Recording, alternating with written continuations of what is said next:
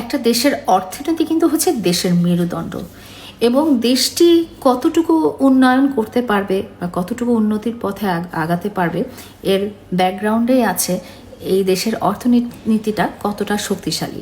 নবনির্বাচিত সরকার, যার কাছে আসলে দেশের জনগণের অনেক আশা ভরসা এবং অনেক দিনের জমে থাকা চাহিদাগুলো রয়েছে, দেশের সাধারণ জনগণ যেটা চায় সেটা হচ্ছে দেশের অর্থনীতিটা হবে খুবই হিউম্যান সেন্ট্রিক, যেখানে ফোকাস জিডিপি না, যেখানে ফোকাস হবে সাধারণ মানুষের জীবনযাত্রার মান উন্নয়ন। সাধারণ জনগণের চাহিদাকে আমরা 5 ভাগে বিভক্ত করতে পারি।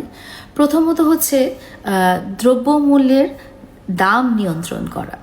আমরা যারা সাধারণ মানুষ আছি, আমাদের কাছে সবসময় যেটা মনে হয় যে দ্রব্যমূল্যের গতি চলতেই থাকে, কার্ভটা সবসময় এরকম আপ, কখনো সেটা মানুষের ক্রয় ক্ষমতার মধ্যে বা কখনো সেটা নিচে নামে না।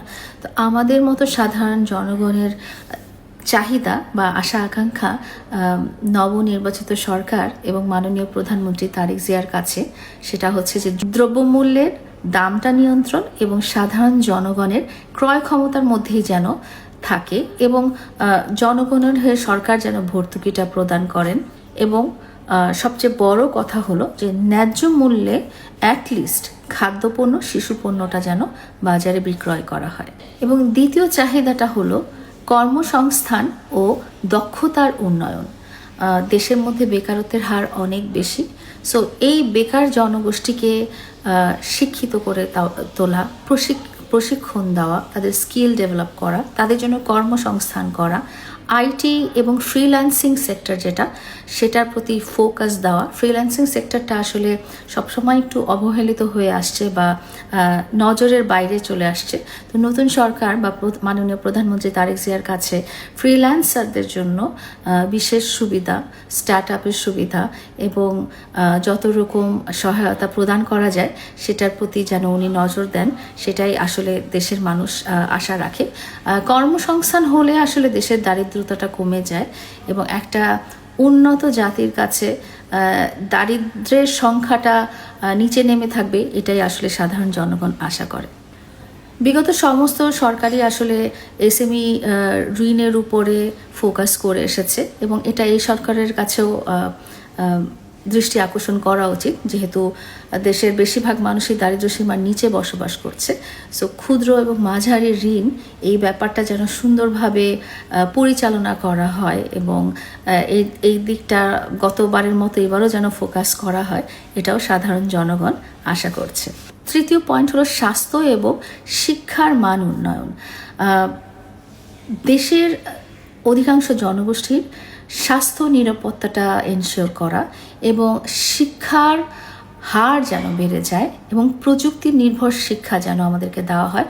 শুধুমাত্র পুঁথিগত শিক্ষা না, আমি মাননীয় প্রধানমন্ত্রীর একটা বক্তব্য শুনেছি যেখানে উনি বলেছেন যে পুঁথিগত শিক্ষার পাশাপাশি আউটডোর অ্যাক্টিভিটিসের উপরও উনি জোরদান প্রদান করেছেন, যেমন বাংলা, ইংলিশ এসবের সাথে সাথে ফুটবল, ক্রিকেট বা সুইমিং বা এগুলো অ্যাড থাকবে। এটা আসলে খুবই ভালো উদ্যোগ, কারণ পুঁথিগত শিক্ষা মানুষকে যেভাবে জ্ঞানী করে তোলে তার প্র্যাকটিক্যাল প্রয়োগটা কিন্তু আরও বেশি মানুষকে শিক্ষায় শিক্ষিত করতে পারে। একটা মানুষ যে শুধু বইয়ের ভিতরে সীমাবদ্ধ থাকবে এরকম না করে আমাদের শিক্ষা ব্যবস্থার মধ্যে এক্সট্রা কারিকুলাম অ্যাক্টিভিটিস, যেমন ধরেন যার মধ্যে যে প্রতিভাটা আছে, নাচ, গান, ছবি আঁকা বা খেলাধুলা করা, সেগুলো যেন প্রস্ফুটিত করে তোলা হয়। আমরা যেমন সবসময় ফোকাস করতাম ছোটবেলায় যে আমরা বড় হলে কি হব, হয় ডক্টর হব নাহলে ইঞ্জিনিয়ার হব, বাট শুধু ডক্টর বা ইঞ্জিনিয়ার ছাড়াও যে আরও অনেক প্রফেশন আছে এবং সেটা যে অনেকভাবে এক্সপ্লোর করা যায়, হ্যাঁ, সেটাও আমাদের মনের ভিতরে ঢুকিয়ে দেওয়ার মতো অবস্থা যেন আমাদের শিক্ষাগত ব্যবস্থার মধ্যে থাকে। চতুর্থ হলো সামাজিক নিরাপত্তা জোরদার। এখানে আমরা দেখেছি যে বয়স্ক ভাতার ব্যাপারটা, হ্যাঁ, বয়স্ক ভাতার সাথে সাথে বিধবা ভাতা বা প্রতিবন্ধী ভাতা, এটাও যেন ফোকাস করা হয়। আমরা যেমন দেখেছি যে বয়স্ক ভাতা, সেই বয়স্ক ভাতার সাথে সাথে বিধবা ভাতা বা প্রতিবন্ধী ভাতা এগুলোর প্রতি যেন সুন্দর করে ফোকাস করা হয়, বা যারা সিনিয়র সিটিজেন আছেন বা যারা হ্যান্ডিক্যাপ আছে বা গ্রামের যারা দরিদ্র মানুষ আছে, যাদের বয়স এবং স্বাস্থ্যের দিক দিয়ে খেটে ইনকাম করতে পারছে না, তাদেরকে যেন সরকার দেখাশোনা করে এরকম একটা ভাতার ব্যবস্থা করা। এবং আমি যেটা স্পেশালি ফোকাস করব সেটা হচ্ছে যে বাংলাদেশের বিশাল একটা গোষ্ঠী যারা বিশেষ চাহিদা সম্পন্ন শিশু বা বিশেষ চাহিদা সম্পন্ন বয়স্ক মানুষ, তাদের জন্য যেন সরকার নিজ উদ্যোগে বিভিন্ন ভাতা, বিভিন্ন শিক্ষার ব্যবস্থা বা তাদের টেক কেয়ার করার জন্য বিভিন্ন সংস্থা বা তাদের চিকিৎসার জন্য স্পেশালাইজড হসপিটাল বা সাইকোথেরাপি বা কাউন্সিলিংয়ের ব্যবস্থা করেন। বিকজ বিশেষ চাহিদা সম্পন্ন মানুষের সংখ্যাও কিন্তু দেশে বিশাল, এবং এই অংশটা কিন্তু কম না। এটা সবার পরিবারেই দেখা যায় যে কোনো না কোনোভাবে কেউ না কেউ আছে, এবং সবাই খুব বিশেষ করে মারা খুব হতাশায় ভুগে যে তার এই বিশেষ চাহিদা সম্পন্ন শিশুটা, তারা মারা গেলে কি হবে তাদের। বিশেষ চাহিদা সম্পন্ন মানুষ এবং শিশুদের 100% দায়িত্ব যেন সরকার গ্রহণ করে। সর্বশেষ হচ্ছে দুর্নীতির নিয়ন্ত্রণ এবং সুপ্রশাসন। এক্ষেত্রে আমরা বলতে পারি ব্যাংকিং ব্যবস্থার সুব্যবস্থা এবং দুর্নীতিমুক্ত ব্যাংকিং ব্যবস্থা এবং প্রশাসন ব্যবস্থা, স্বচ্ছ বাজেট এবং জবাবদিহিতা। তো এই 5টি পিলারের উপরে আসলে আমাদের সাধারণ মানুষদের চাহিদা হচ্ছে নবনির্বাচিত সরকারের প্রতি।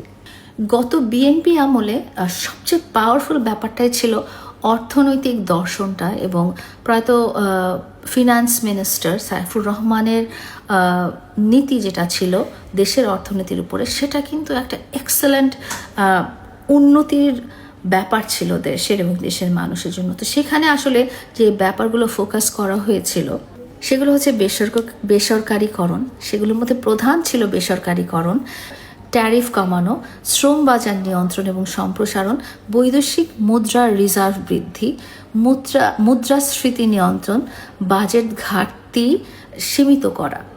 তখনকার যে অর্থনীতিটা ছিল সেটা বেশিরভাগই ছিল গ্রোথ সেন্ট্রিক, অর্থাৎ প্রবৃদ্ধি এবং বেসরকারীকরণ বৃদ্ধিটার উপরে জোরদান করা হয়েছিল। এখন কিন্তু জনগণ শুধু জিডিপি বাড়বে সেটার উপরেই খুশি না, তারা চায় দ্রব্যমূল্য কমুক, চাকরি বা কর্মসংস্থান বাড়ুক, ব্যাংকিং খাত যেন খুব স্থিতিশীল হয়, স্বাস্থ্য এবং শিক্ষা এগুলো যেন খুব সহজলভ্য হয়। অর্থাৎ মানুষের মুখের হাসি, এই লক্ষ্যটা কেন্দ্র করে যেন নতুন সরকার এবং প্রধানমন্ত্রী তারেক জিয়া যেন দেশের অর্থনীতিটাকে পরিচালিত করে, এবং দেশের অর্থনীতিটা যেন সম্পূর্ণরূপে হিউম্যান সেন্ট্রিক হয়ে যায়।